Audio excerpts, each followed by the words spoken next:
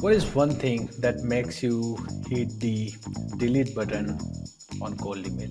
When I open it and it's like very long like that, and you can see those paragraph large like this, and I'm like, okay, way too long. I don't have time for that, and I just don't read it. I click delete and disappeared. I haven't seen that. These days, we hear a lot of noise on LinkedIn and other platforms as well. Cold email is dead now, right? So, what is your view on that? I think it's a very good question, and I don't think cold email is dead. No. What is irritating, being ignored or rejection? Ignored. Ignored.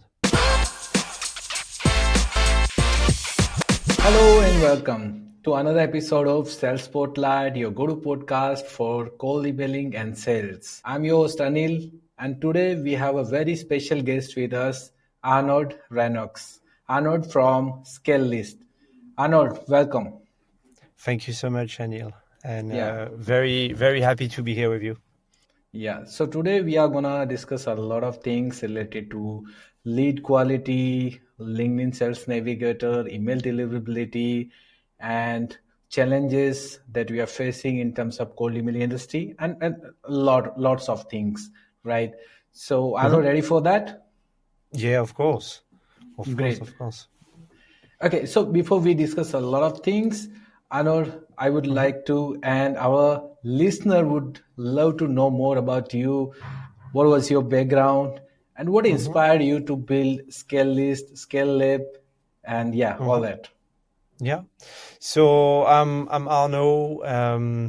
I live in Asia, so that's I think one of the first thing. I've been in Asia for 9 years. I'm 32 years old. I've spent 1 year in China and now 8 years in Singapore. The reason why I'm mentioning this is because I met my co-founder, Youssef, in China, and we were studying there 9 years ago. And I started my career in banking, and then I rapidly started doing sales. And what inspired me, my first company, which is actually because we still have it, which is Scalelab, which is a lead generation agency. It's an outbound lead generation agency for B2B tech product and services companies, mainly in APAC, but we have clients also in the UK and in the US. And why we started this company is simply because in 2020, May 2020, at the beginning of COVID, when we saw that things were progressively shifting. So we were used to, I would say, going to trade shows or going to visit prospects, face to face, like in their office, or they would come to our offices, and or sending like emails that were personalized or not sometimes, but it was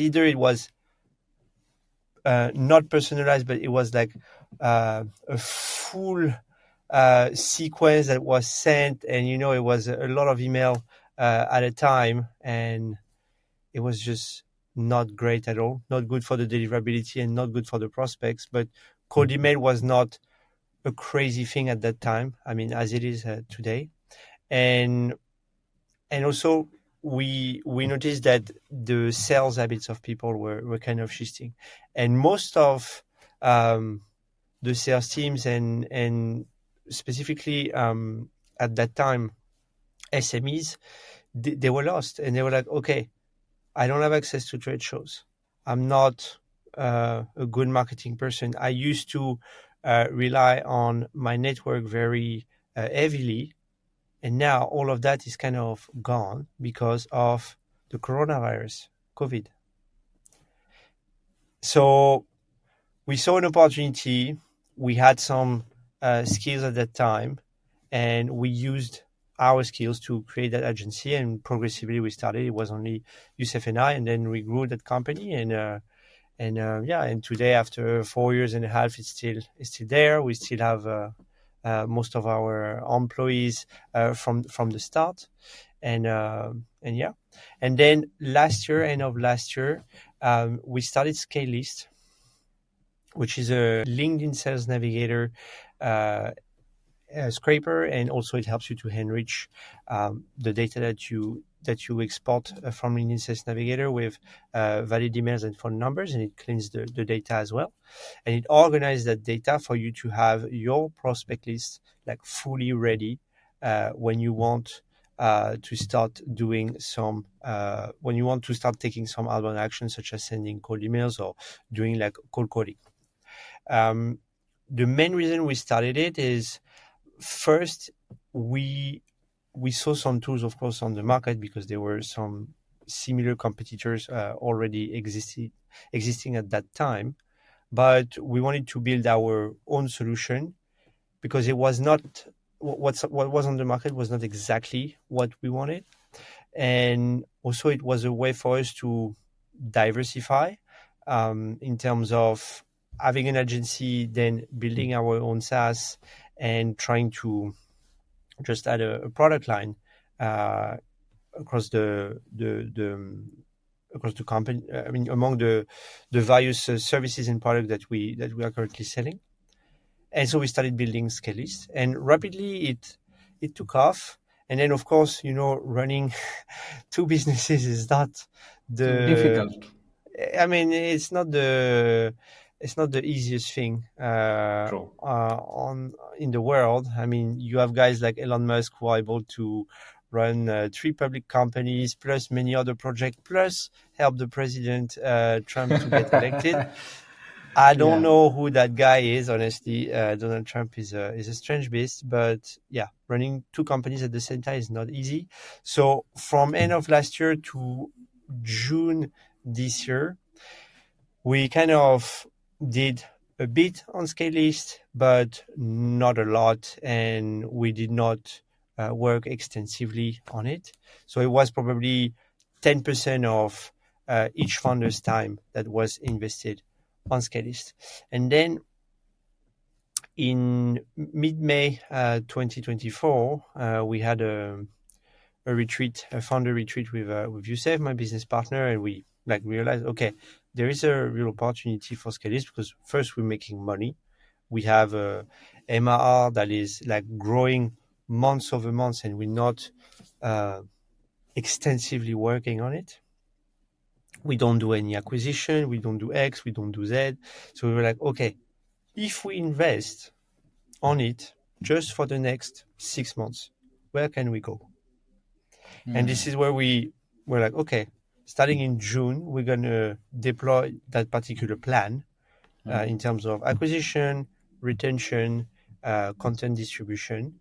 And then we saw the MRR progressively growing. And now we do in between 25 to 32% growth months over months, depending on the Oh, month. wow. Yeah, but we're still very early compared to you guys. So whenever you do like millions of ARR, of course, doing like 25% growth months over months, I mean, is wonderful. But when you are like five figures MRR like us, it's very different. It's another ball game. So that's why we're still very early, but seeing a SaaS growing based on some actions that you take is just fantastic. It's a very good journey, I would say. Yeah, but still, we can consider it's an impressive growth, man.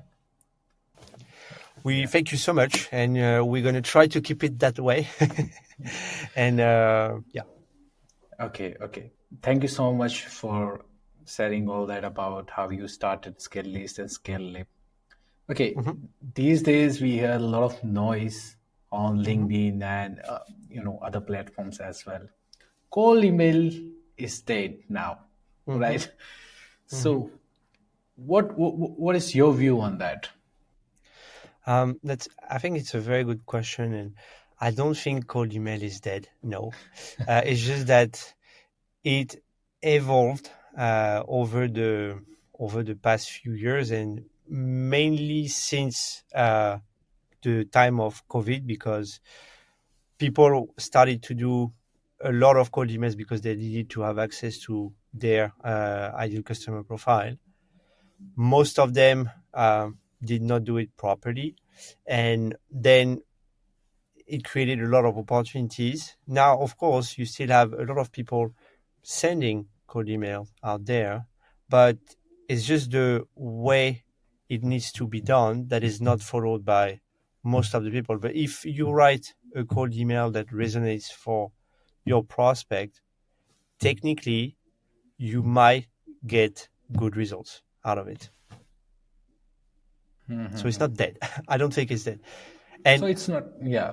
and the two main components to be able to write a good cold email, the first one is knowing extensively who is what's your ideal customer profile and buyer persona, because um, you cannot sell everything to random Anyone? people, to anyone. It's not possible. Uh, because they don't have an interest for that.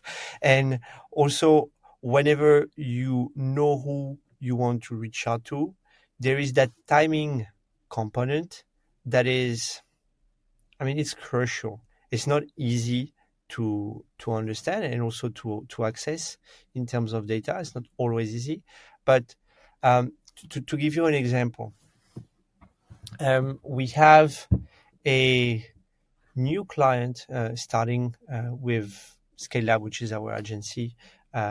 Next, actually started last week. Sorry, and they do staff augmentation for specific type of companies in the US, and they provide product people and and IT people. So one trigger, one sales trigger to make sure that we arrive, or at least try to come at the right time to a specific company, is, of course, we know their ICP, so we know that they are targeting that type of those type of industries, those type of headcount in those particular states in the United States. But also, like, you have 16 million companies in the US, so you won't reach out to 16 million companies as they are a staff augmentation company providing, let's say, product manager to specific type of companies. Among their ideal customer profile, we're going to look at those who have possibly posted a job offer on LinkedIn about hiring a product manager. And for that, there you come at the right timing, right? You come at the right timing because Yeah. you are able to identify that that particular company has a need for a product manager instead of just going random. So it's just that specific notion of coming at the right timing is crucial. Yeah. So for those who think the cold email is dead, Mm-hmm. so it is not dead. It is evolving day by day. You just need to follow the right practices. You need Mm-hmm. to get it done in the right way. Mm-hmm. Exactly. So yeah, yeah. Okay. So as a business owner, as an agency owner, you may face lots of challenges, right? Day in, day out. But as an cold emailer, Mm-hmm. or as in one of the uh, I would say part of cold email ecosystem, right? Mm-hmm. What kind of challenges you are seeing that cold emailing industry is facing these days? A challenge that um, that's a good point. I think there are a lot of tools out there, and um, there are a lot of tools, and Scalelist is one of them. But the thing is, you kind of, as a sales leader or as a revenue person, you can feel a bit bombarded by the brouhaha, the noise that is out there, because um, it's getting difficult to have like a proper stack that you can like stick to and be like, okay, I'm just gonna use X, Y, Z, and A, B, and C, and then I'm good. No, you always have like that noise of, oh, you should use these new things, or there is that new thing that is coming, and then you can rapidly get lost, and then you end up with tools that are not particularly useful to your stack, and that could be a problem. And also an add-on is we have quite some um, regulation and problems. I mean, we face that pretty well, I think, at Scalelab, but all the deliverabilities, for example, like that is also one pain point that I understand people are facing when sending cold emails. Definitely. Yeah. And one more thing, deliverability also has been popped out kind of issue uh, Hmm. in cold emailing in recent days. It has been, but these days lots of people talk about email deliverability issue X, Y, Z, right? And no doubt they are facing as well. Hmm. So how do you manage email deliverability for your clients, and what are the strategies that you follow? I would say it's pretty simple. So you need to maintain, to maintain the sender reputation. You need to have like dedicated domains to make sure that whenever you do whenever you take the outbound actions like sending cold emails, uh, you don't do it, for example, with your primary domain like your .com, because I mean, if something happens and if you get, I don't know, put into a blacklist or whatever, that's not really, that's not good for your business in general. So using multiple domains and multiple inboxes also per domain, then you can have like all the email authentication protocol that are set up, implemented, like SPF, DMARC, DKIM, and then also one important element to take into consideration is um, sending a specific number of emails per day per inbox, and not like, because the thing is, I mean, Google is kind of watching you, and it's kind of easy to be like, oh yeah, I'm gonna send like 300 emails with one Yeah, inbox. that's not gonna My dot work. I mean, maybe it's gonna work for one day, but then at some even so it's just that limit the number of outreach that you do per inbox, like to 30 to 40, 40 emails per day per inbox, and then you're good. And as long as you follow those type of metrics and those type of guidelines, you should be fine. Well said. When it comes to the deliverability, you know that lots of gurus popped out and they Mm-hmm. start sharing a lot of email deliverability related stuff. Even they don't have kind of skin in the game, right? Mm-hmm. So, what are the email deliverability myths you see that people are talking about, or you may, faced somewhere, or saw somewhere? Um, honestly, I try to get away from that noise. So I don't really know what uh, people talk about on that. However, I just what I try to do is, and also with my team, is we try to get aware of and keep on learning about this, and also whenever there is like a change that is popping up, like for example, um, the the new rules that Google applied a few months ago, and that kind of forced all of us to have like multiple domains, multiple inboxes, etc., and just limit the number of emails that we send per inbox. The way you get that information is because I talk to the right people, like the software owners or the software people that I know who are in this industry, we more or less know all. I mean, we know each other. And whenever there is something new, it's like, okay, guys, have you seen this? And then there is someone, yeah, I've seen that. And then I noticed this and blah, blah, blah. And then you start conversations about it. And then that's how you say, okay, now we all going to start implement that particular process. But I would say that outside of that particular group of founders from my industry, I try to avoid looking at the noise because otherwise I'm gonna waste a tremendous amount of time. Yeah. So in cold emailing, personalization is non-negotiable, right? And Mm-hmm. specifically, if you are doing cold emailing at scale, right? Mm-hmm. Yeah. And with the power automation, so automation and personalization, right? It's Mm-hmm. kind of challenging combo, It is. right? Yeah, it So is. how do you take care of that, and what do you suggest to make it up to the mark?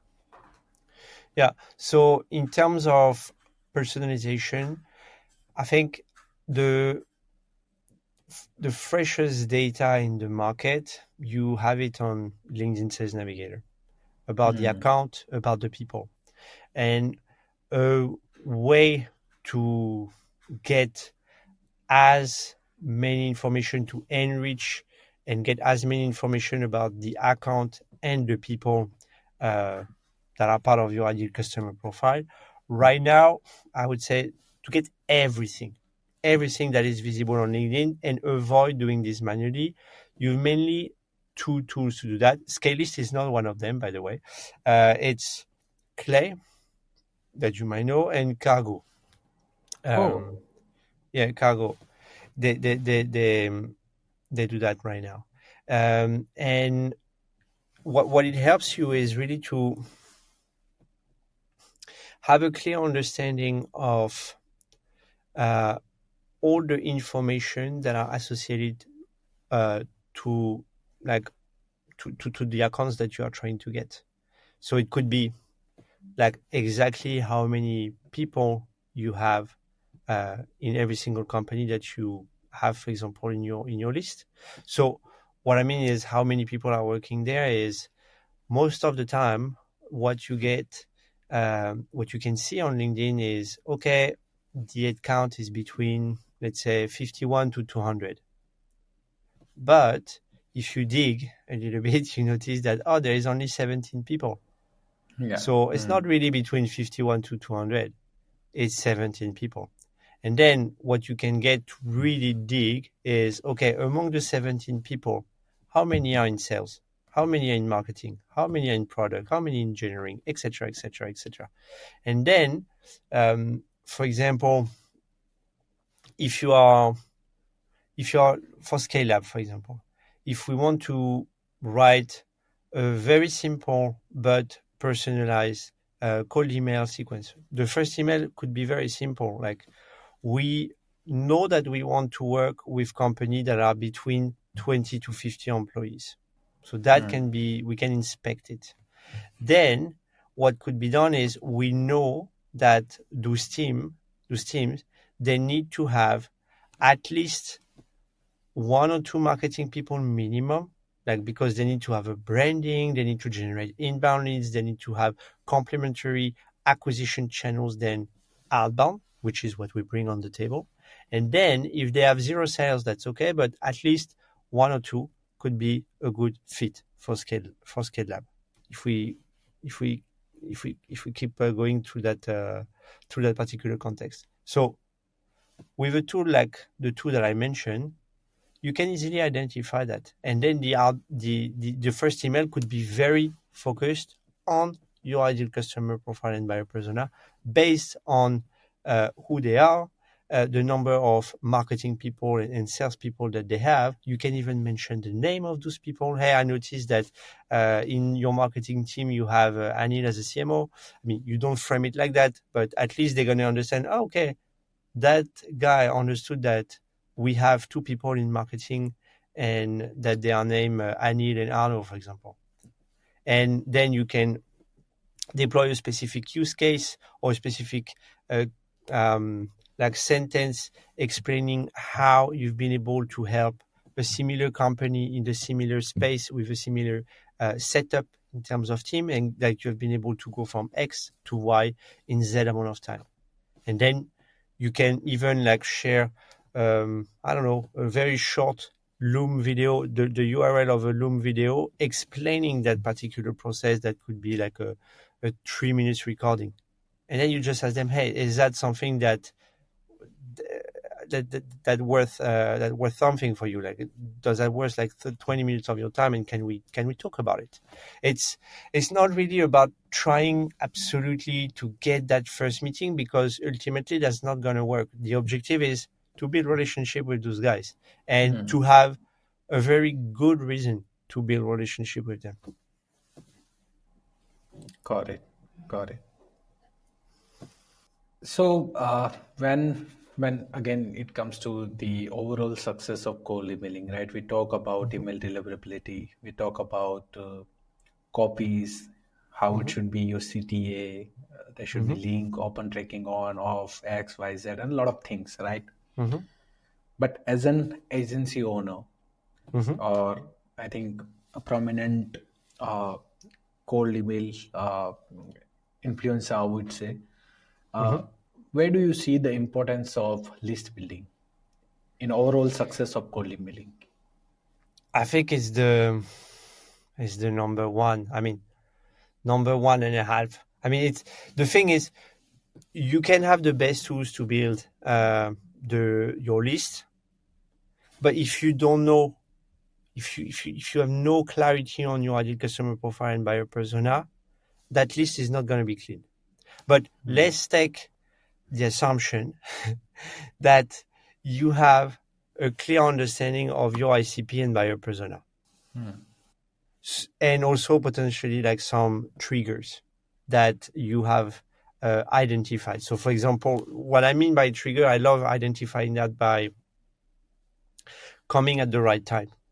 So, to come back on the first example that we mentioned, my client who is a staff augmentation company and looking to position some of their product manager to other company in the US who are looking to hire product managers. That particular trigger, like companies hiring product managers, is the trigger. And this is what's going to benefit you and help you to come at the right time.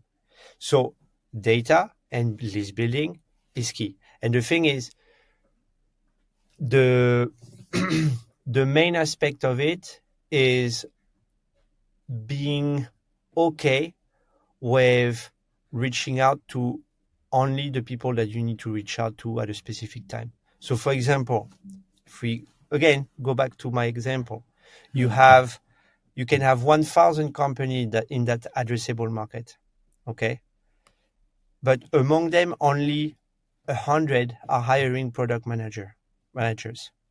So instead of being like, I'm gonna email the 1,000 and we're gonna see, as a first step, I would say no. Let's just email the first 100, and we try to really craft a campaign that we can, of course, automate based on specific data point to make sure that when the person reads the email, when I don't know, the head of product reads the email, he really wants to have a conversation with you because you're providing value on the table. So, long story short, data is the number one element whenever Non-negotiable, number one thing. non-negotiable, and it's going to be even less negotiable, I would say, in the future, and it's less and less negotiable. Got it. So you have Scalelist and you have Scalelab as well. So Mm-hmm. Scalelab, you are serving to your clients for lead generation purpose. Mm-hmm. So I'm just assuming you might have, got some client who tried uh, lead generation through outbound by their Mm-hmm. own, Of course. right? And there are a lot of people try by their own first, right? Mhm. So what are the mistakes they do so they're not able to achieve, desired outcome? Yeah. So I think one one of the main problem uh, for people. I mean, you have plenty, honestly, but sometimes cold email. Cold email is not for everyone. Huh? That's also one point. And nowadays, um, they are so. To give you a very specific example, you have companies they want to do cold email. They are going after a very niche ICP Hmm. that could be very conservative, like could be very conservative industries. And the data set about those companies and industries is not really there. So let's say you go after manufacturing companies. Going after manufacturing, and again, I have nothing against manufacturing companies, but going after manufacturing companies, it's hard because they are very conservative for most of them. And the data set that you're going to use come, comes from primarily from LinkedIn. And of course, you're going to find those companies, but the employees inside those companies, they are not the most out there people. Like they are not like doing like personal branding or social selling on LinkedIn, like to explain how they have been able to move X number of packages from one warehouse to another. Most of them don't do that. It's happening. I mean, you still have people who are doing like the growing software companies in the supply chain industry and who are doing fantastic in terms of personal branding, mostly on YouTube, by the way. But it's like one among like tens of thousands or hundreds of thousands of people. Um, so most of them, they if they don't succeed whenever they start doing their cold email is either they don't have clarity exactly on who is their ideal customer profile and buyer persona, or the ICP that they are going after is mostly very niche and the data set is not there.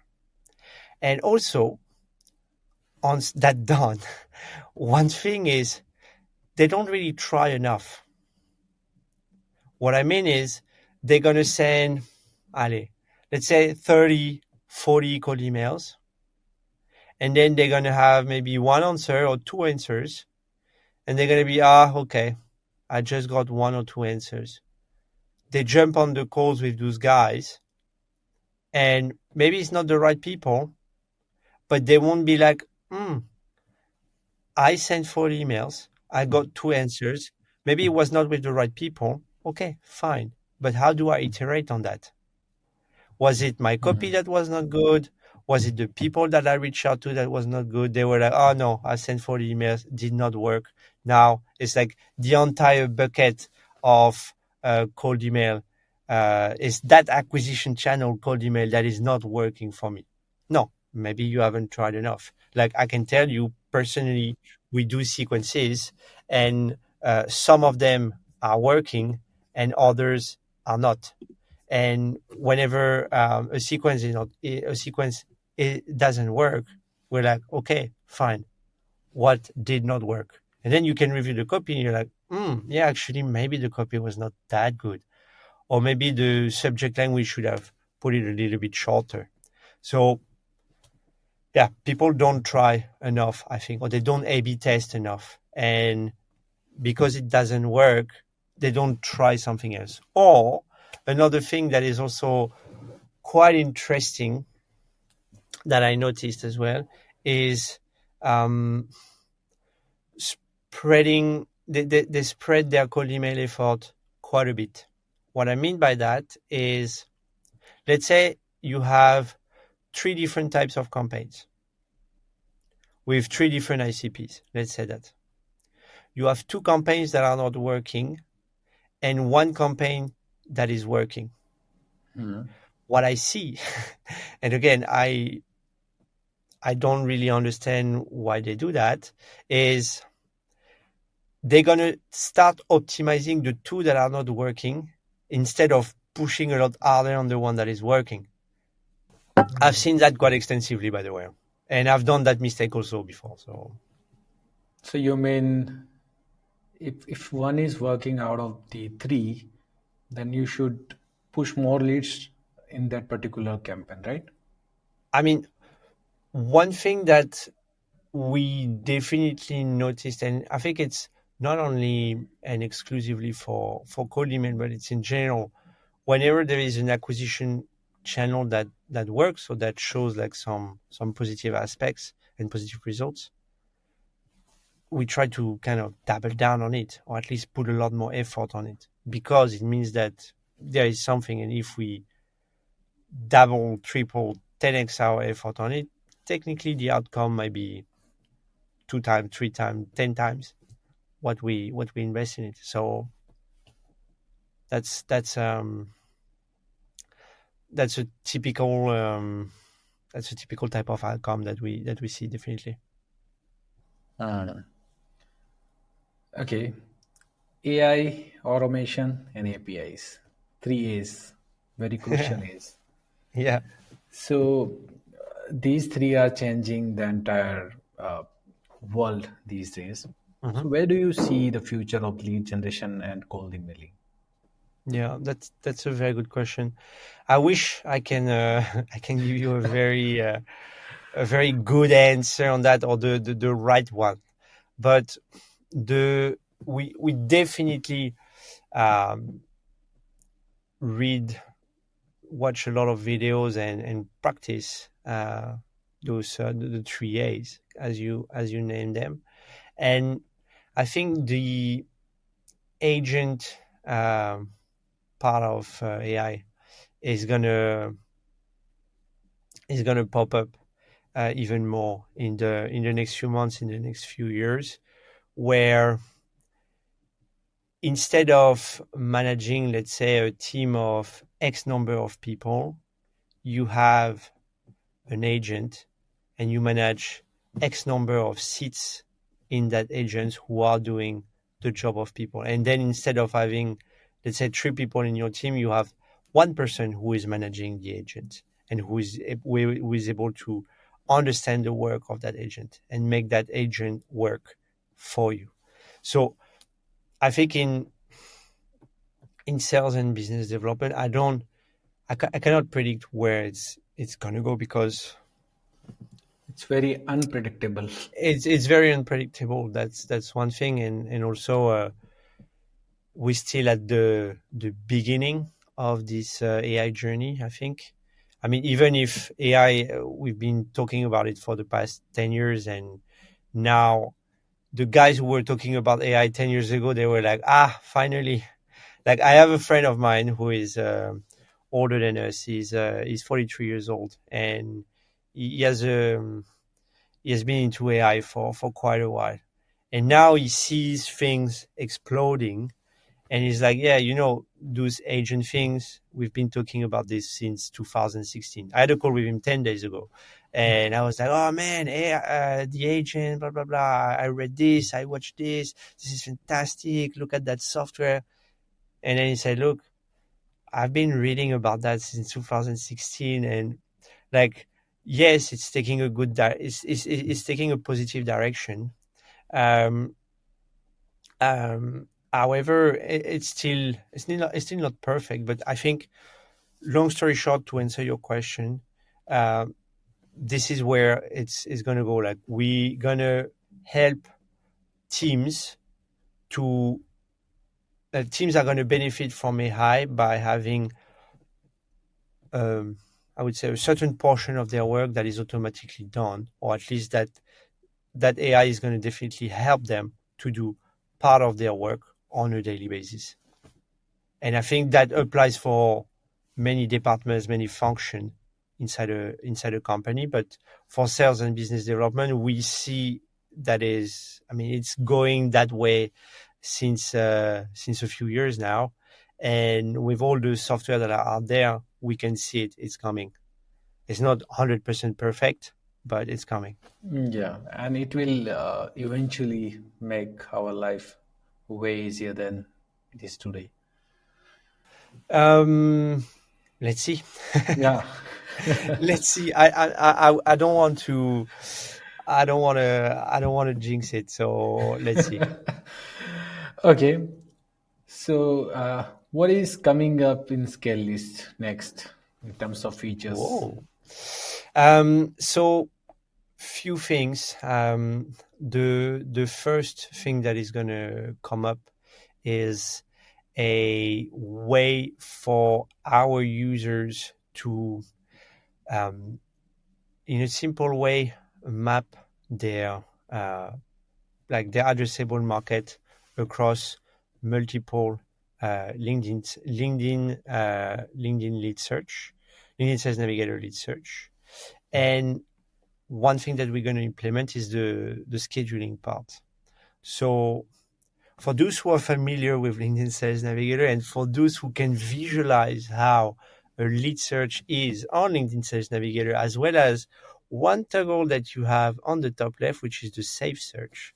So when you activate that Save Search button, what we're going to help you to do, and what LinkedIn Sales Navigator is already benefiting their users with, is you can know exactly how many new people matching your filters are joining that particular search and basically matching those filters.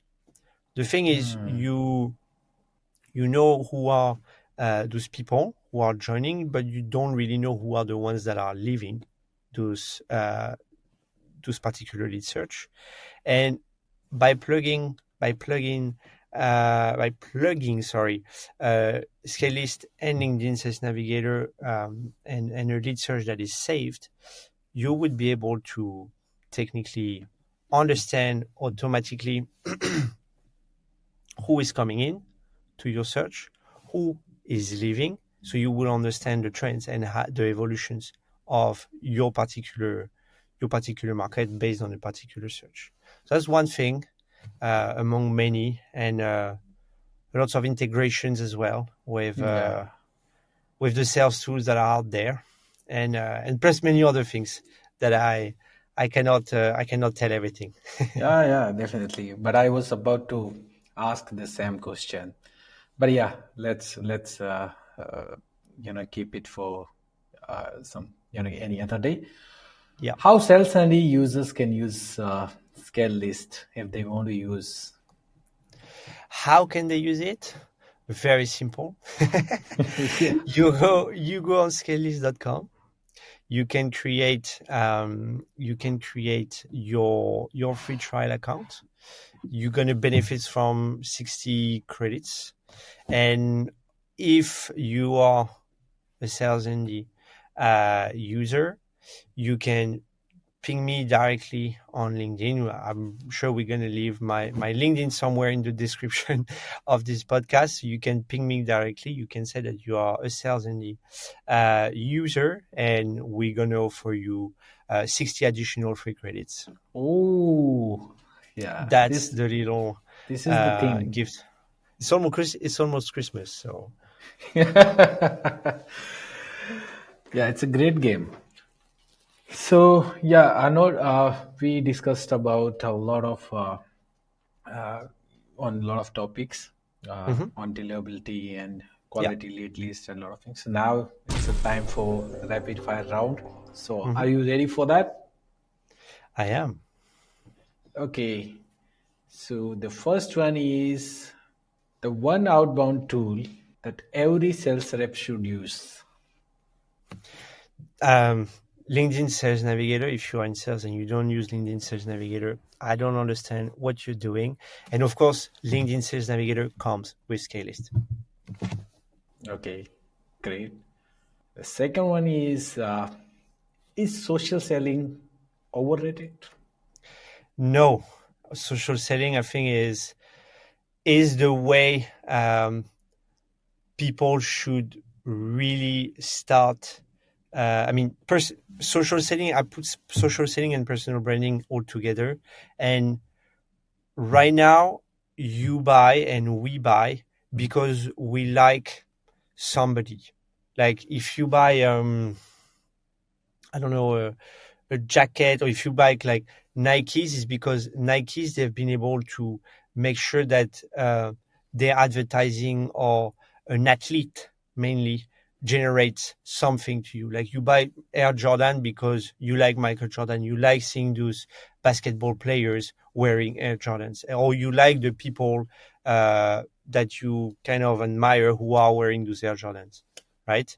So Yeah. you buy because of somebody, and I think that is something, a way of doing marketing and also acquisition that have been really used in the B2C, and now is for a few years, of course, like over the past 8 years, it has progressively uh, like in B2B now we are also using this approach, like using leveraging LinkedIn, leveraging YouTube, leveraging like Instagram, TikTok, etc., to become and share a particular expertise around one topic or multiple topic, and that's how you create distribution for your product or your service.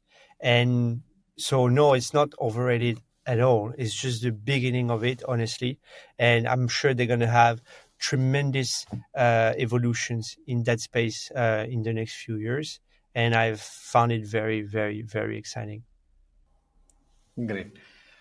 What is one thing that makes you hit the delete button on cold email? When I open it and it's like very long like that, and you can see those paragraph large like this, and I'm like, okay, way too long. I don't have time for that, and I just don't read it. I click delete and disappeared. I haven't seen that. I'm just thinking that what would be your conversation with that email? Man, you are gone. Yeah, my conversation with that email is no time for that, and I click the delete button. The thing is, I you can see by skimming to the email that it's nothing for you there, and you know for sure that they have sent that email to 2,000, 3,000, 10,000 people. So there's nothing for me, and it's a waste of time. And most of the time, because I've checked some of them just to see if maybe there is something. And honestly, no, I'm not even the right target. Okay. Is it worth trying again if prospect has already said no? We do, honestly. Like, whenever prospect says no to us, of course, we don't like try to reach out the 3 days after, because like, no, that's not gonna happen. If they said no on Monday, they might say no on Thursday as well. However, 3 to 6 months after a no, we do re-engage with the prospects. And also, like, for example, with Scalelist, because now that I mean, after almost a year of running that second company, you have people who have churned from your solution, and we do reach out again to them.